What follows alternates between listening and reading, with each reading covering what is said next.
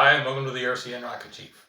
Although the weather continues to improve here on Canada's east coast, it is still pretty windy, so I haven't been able to come up with any kind of a regular launch schedule. So I thought we'd discuss something that does fill my time, and that is some wargaming.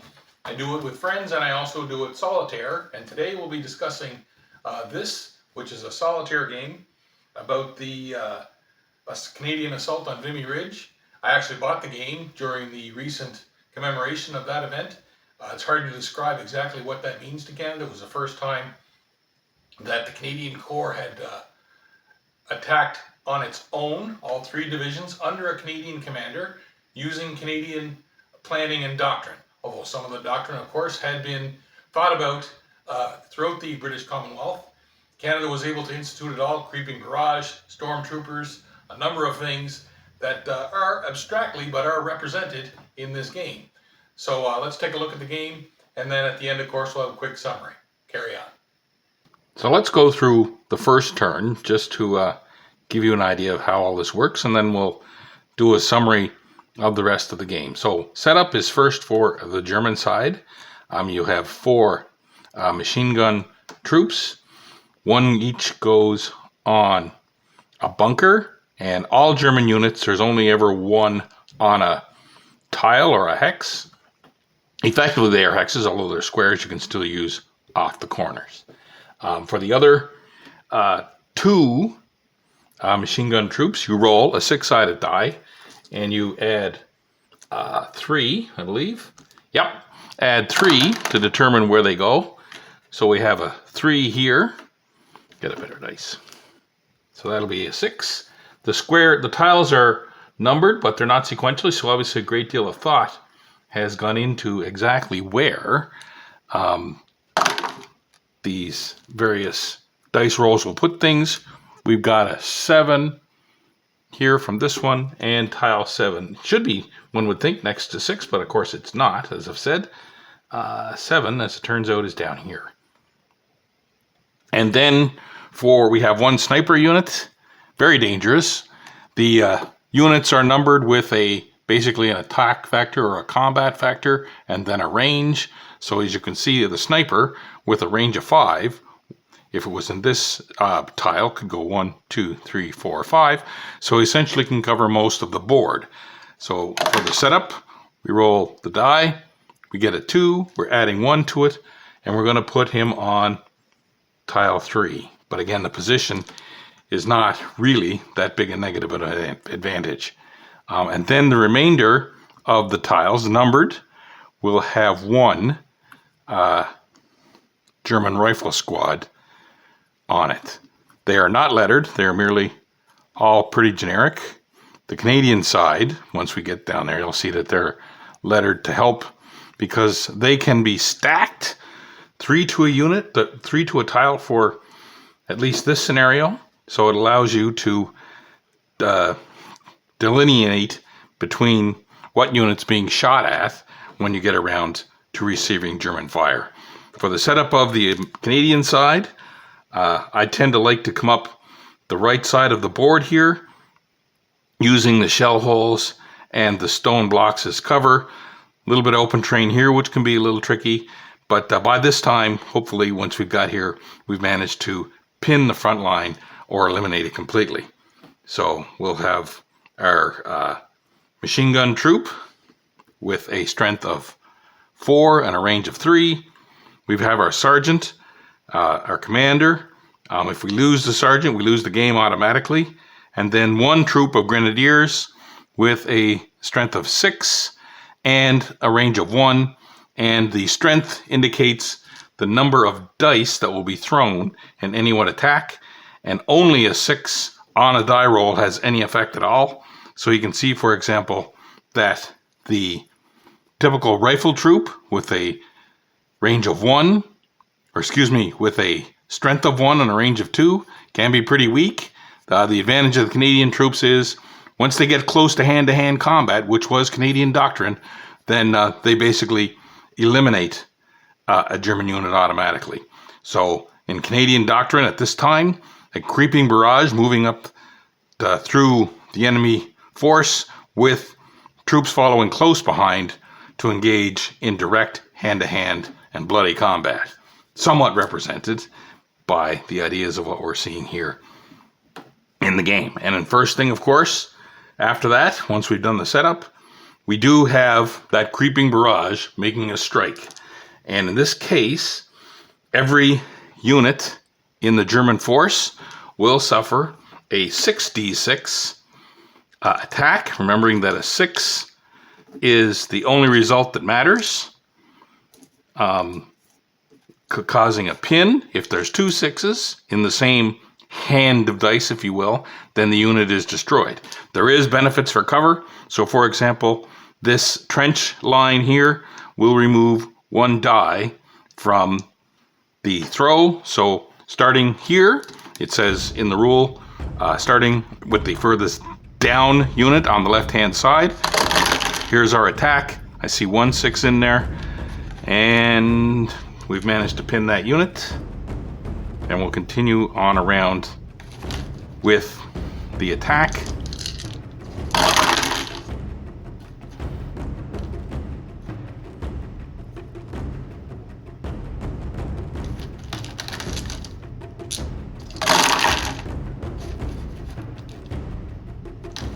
Here we have 2 dice with a 6, so it will be destroyed.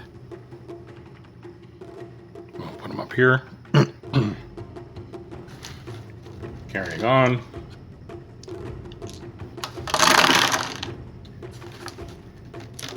Perfect. This one, not that it matters, I didn't roll anything anyway, but there should have been 4 because this is a bunker which removes 2 die from however many you happen to be rolling for the fire 4 effect.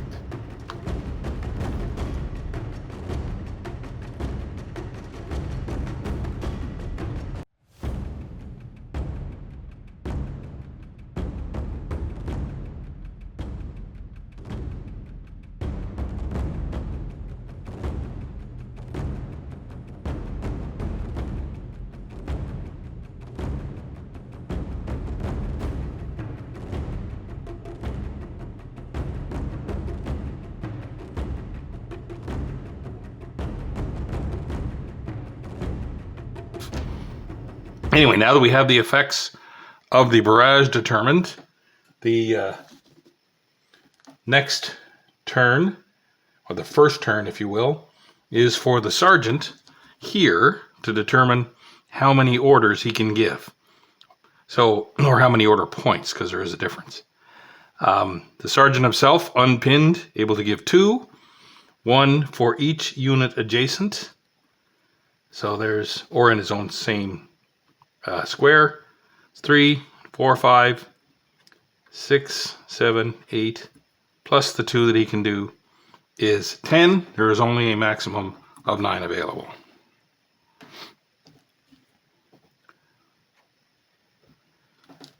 So a move order is 1. This is clear terrain here, so we'll move these 3 guys, 1, 2, 3, up to some cover. The idea, of course, here is to drive onto this side of the board and hopefully turn the flank. Same here, driving these 3 units into the shell hole, 1, 2, 3, and then we'll bring the machine gun, the grenadiers, and the sergeant himself up the middle, 1, 2, 3, expending all orders for the first turn. You could also do smoke mortars, some other items like rallying from a pin condition during that time frame. And then now the sort of attack phase. What I should have done, of course, when I was moving these things was ensure that they were pacing in the direction that they want to attack. Facing when they move is free. You can also, give an order for a unit to just rotate in place. But we'll assume that I was smart enough to remember that I wanted these guys facing that way, these guys facing forward, and these guys, actually doesn't matter which way they face, so we'll continue moving them up the line as necessary. So the first attack is going to be the 3 rifle units, 1, 2, firing on this rifle unit here. Again, it's 1 attack factor for 2 range, so a combined of 3, with 1 removed for the cover of the trench, will be 2d6 rolled on this attack. Oops. House rule, bounces outside the world's ugliest dice tower, doesn't count, you have to roll it again, and there is 1 6 there, so that's a pin.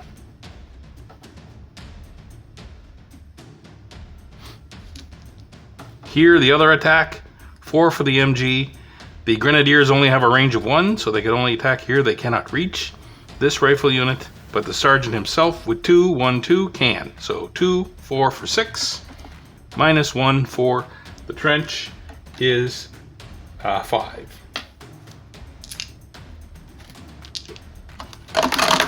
And again, world's ugliest dice tower.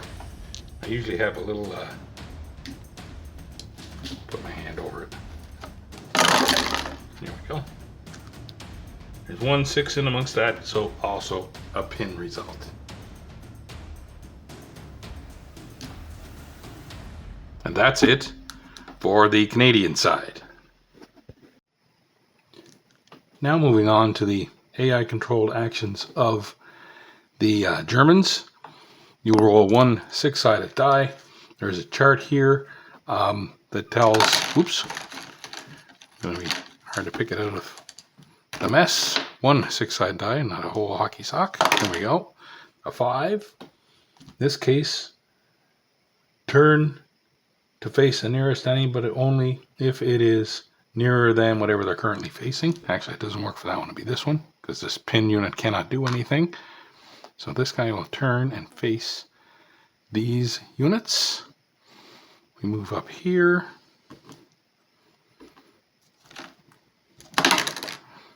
One is move to the highest black numbered adjacent empty square. You so face the enemy. So this guy's going to pull back and face the enemy down here.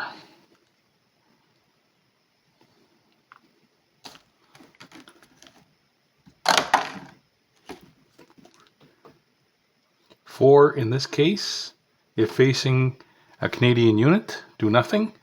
Otherwise, trade as a 5 or 6, which is face the enemy, basically. Actually, there's no change here because there is no way to face any enemy from that position. Moving over here. Oops. Again. 3. If facing, do nothing. Otherwise, they're facing, so we carry on. Pinned. There we are. Now we go on to the sniper attack. I think our sniper is, is pinned, so no effect. And now the units attack. And we start down here and we will combine things. So this guy, 1, 2, but he is the only unit, 1, 2, that's able to reach that. So given that they're in a shell hole and there's -1 die, that's a no effect attack. Pinned. Rifle unit here. Machine gun troops, 1, 2, 3, they can fire here. Now the difference, because there are multiple units in a Canadian manned hex, the attack will be on each individual one.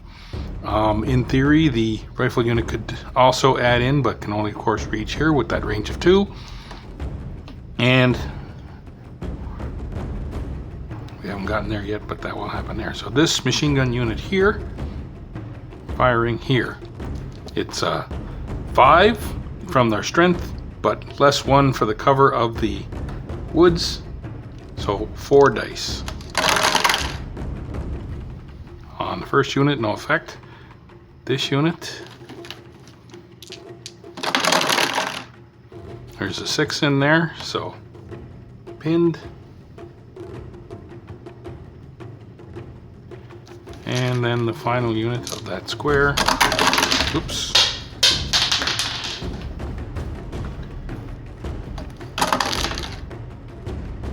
One more 6. Oops. One more 6, so another pinned here.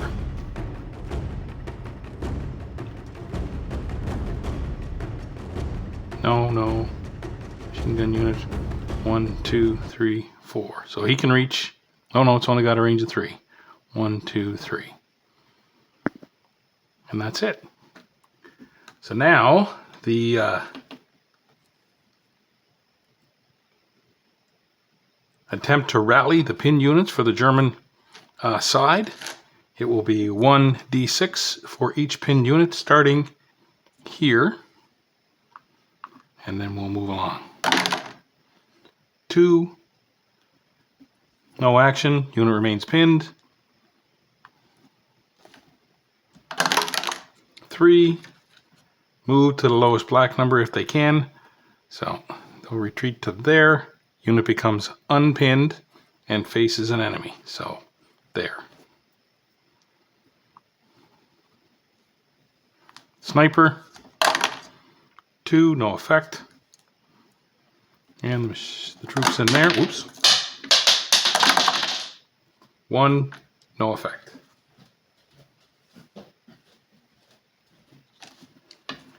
Then there's the German events table to round out the end of the turn. Good lord. There we go. 2. Mortar artillery. Conduct a 66 attack on each unit of every tile with a matching red number. So, because we haven't managed to advance outside of the German covered area yet, our Canadians are going to get caught in a artillery barrage of 66, less 1 for the cover that they're in. So 5d6 for each unit. Starting here. Good lord.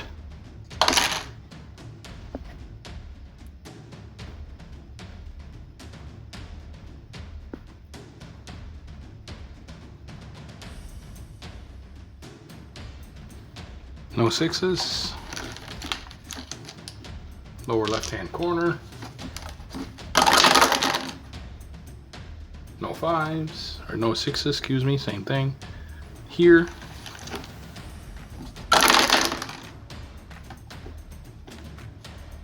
No 6s again. Moving to this square.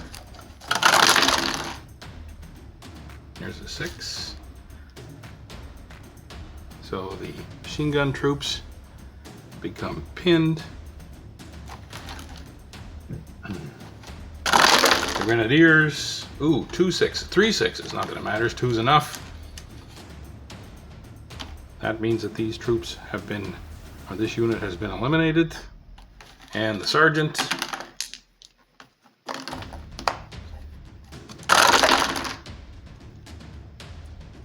There's 1 6 in there, so he's pinned.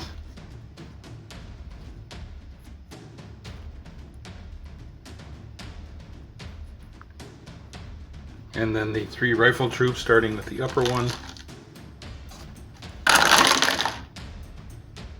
There's a 6, so it's pinned.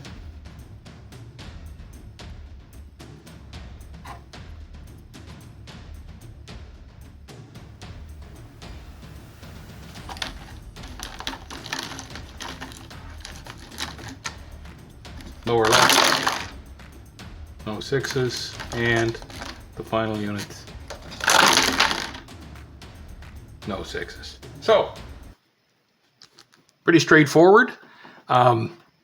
Each scenario always has its own dedicated set of special rules. They are mostly the same, with a nice turn sequence and the listing of the rules for that particular scenario, which tend to be fairly generic, of course. Things like the German pin units rallying and whatnot will may depend on the quality of the units involved. So all in all, quite an interesting little series of scenarios for sure. So that's Assault on Vimy Ridge. I'm not associated with the author in any way. I know we put it together in the UK. I got it off of Amazon Canada for $20 Canadian. It comes as a print on demand, but I broke apart the binding, put this ring in so I can easily extract the maps and the scenario rules. Also, you'll have to make your own counters. Not a hard thing if you're watching this channel and you've already figured out ways to put together stuff like that. So again, the scenarios take about half an hour to 45 minutes to complete. I think the whole package is worth the $20 Canadian I paid for it.